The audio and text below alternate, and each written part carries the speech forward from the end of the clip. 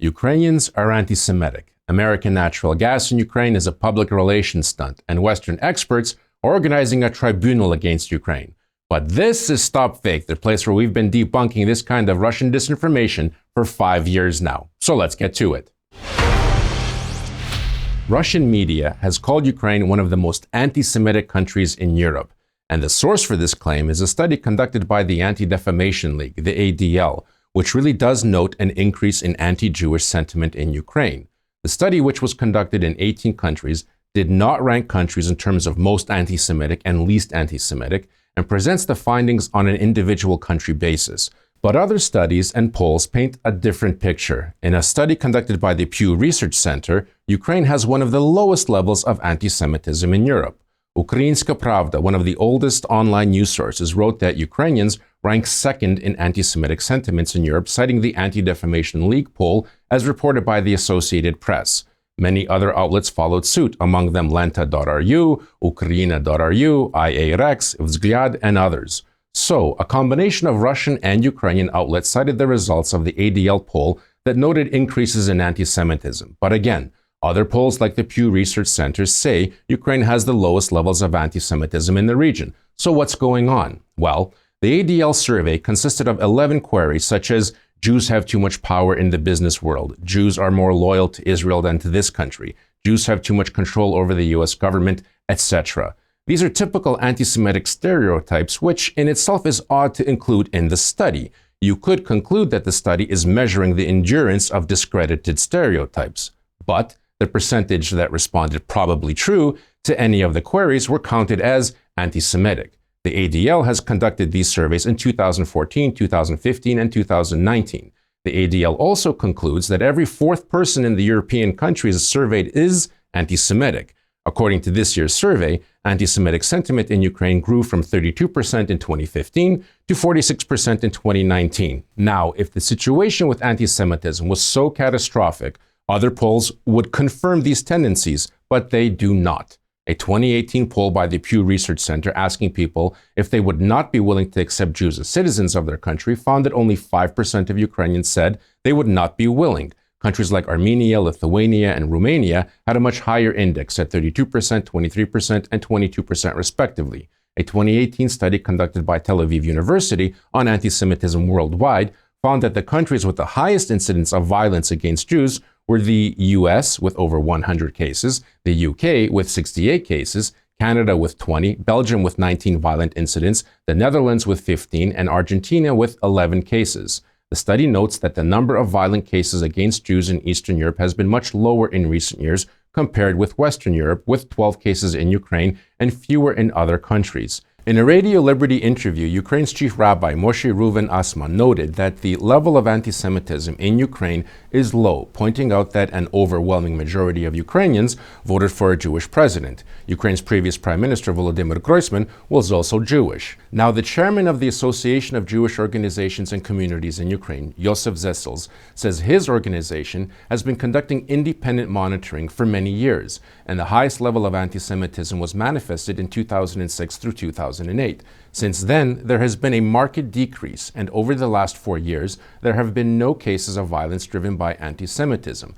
Zissels also noted that anti-Semitic incidents are recorded as incidents of physical violence driven by hate and anti-Semitic vandalism, both of which are much better measures of anti-Semitism. In 2017, there were 24 cases of anti-Semitic vandalism, while in 2018, there was 12. StopFake has debunked many Russian fakes about growing anti-Semitism in Ukraine, such as fake claims about Germany simplifying its immigration process to receive Ukrainian Jews because of growing anti-Semitism, that the EU is keeping silent about rising neo-Nazism and anti-Semitism in Ukraine, and that Ukraine is the global leader in anti-Semitic sentiment. You can read much more about these reports on our website, stopfake.org.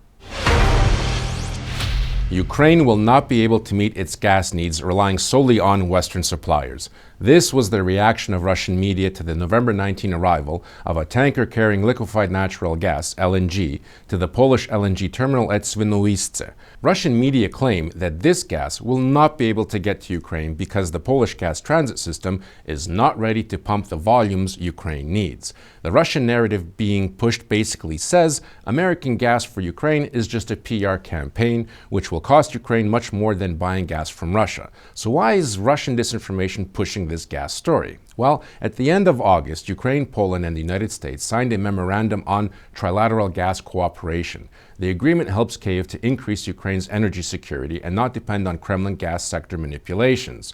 American gas is used to supplement Ukraine's needs for the winter, and despite Russian claims to the contrary, the U.S. gas is already in Ukraine. 75,000 tons of LNG were delivered to Poland, converted, and transported to Ukraine. Currently, there are 100 million cubic meters of American gas in Ukraine's storage facilities. Ukraine is poised to buy even more gas from Europe. In October, the Ukrainian gas transit company Ukrtransgaz completed the construction of a gas interconnector in western Ukraine to accommodate gas purchases from Poland. Similar construction and pipeline upgrades have been carried out in the direction of Moldova, increasing Ukraine's gas transit system's flexibility, particularly in the event of Russia cutting off all gas transit through Ukraine on January 1st, 2020. That's the day Ukraine's gas transit contract with Russia expires. Over the next 18 months, Ukraine can count on a fourfold increase of gas supplies from the United States, about 6 billion cubic meters per year, according to Piotr Naimski, the Polish official responsible for energy infrastructure.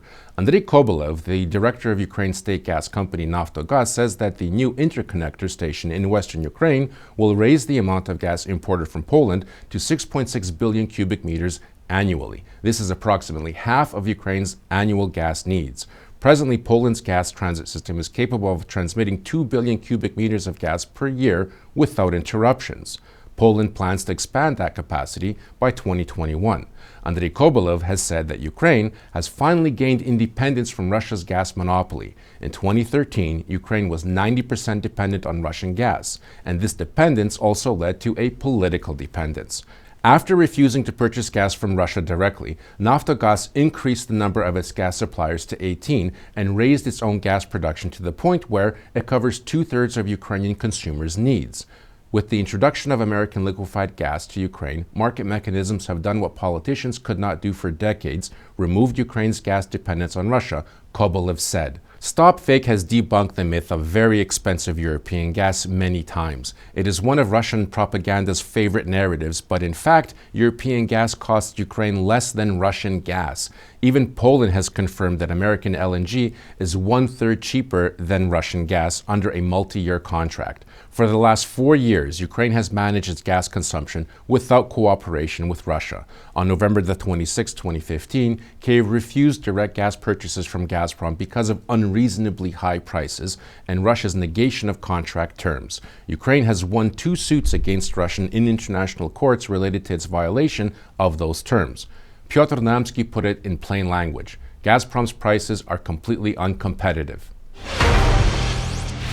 Crimea is calling for an international tribunal to investigate Kyiv's provocation, the altercation between Russian security service boats and 3 Ukrainian military vessels in the Kerch Strait last year. Remember, in November of 2018, Russian ships rammed into Ukrainian vessels, fired on them, and took the 3 ships and their crew hostage. Russian media claim that Western experts will convene their own international tribunal, and the plaintiff in the suit will be the official Crimean representation in Belgium. This independent tribunal is aimed at influencing the public opinion of Western states and third world countries. It will be convened either in Western Europe or Latin America. Russian media launched this fake story against the background of the first procedural order by the arbitral tribunal in The Hague, which laid out the procedural order of the suit Ukraine filed against Russia. On April 1st, Ukraine launched a suit against Russia in The Hague for taking its ships and crew hostage illegally. The Russian authorities in Crimea responded to the procedural order by announcing that they were preparing their own alternative tribunal. This initiative comes from the so-called Crimean representation in Brussels, the Tavrada International Association, which was founded by the European Russian Community and the International Council of Russian Compatriots, organizations which actively cooperate with the Russian government and receive their financing from Russia's state budget. However, the Belgian Ministry of Justice revoked Tavrada's registration, and the European Union has said the organization is self-proclaimed and the EU is not going to cooperate with accomplices of Crimea's occupation. David Stulik, the press officer of the EU delegation to Ukraine in 2018 said, quote, The EU completely supports Ukraine's independence and territorial integrity. That is why our position is very clear. We never recognize, do not recognize, and will not recognize self-proclaimed representations, institutions, or the government of an annexed Crimea. We have no desire to cooperate with them in any way. Now, this international tribunal that the Russian authorities of Crimea are creating has nothing to do with the independent investigation being conducted by the International Tribunal on the Law of the Sea. This Russian occupation undertaking will have no political or legal standing and will be of no legal or political consequence for the authorities of occupied Crimea, unlike the arbitral tribunal in The Hague. As to the Russian propaganda narrative about a Ukrainian provocation in the Kerch Strait, this was already refuted back in May of 2019 by the International Tribunal for the Law of the Sea. The court also agreed with Ukraine's position that the passage of the 3 Ukrainian ships in November 2018 was a security operation to patrol Ukraine's borders and not a military confrontation with Russia. Last September, the Ukrainian soldiers taken hostage by Russia were returned home in an exchange between Kiev and the Kremlin. And then in November, Russia returned the confiscated ships, having stripped them of everything, including toilets.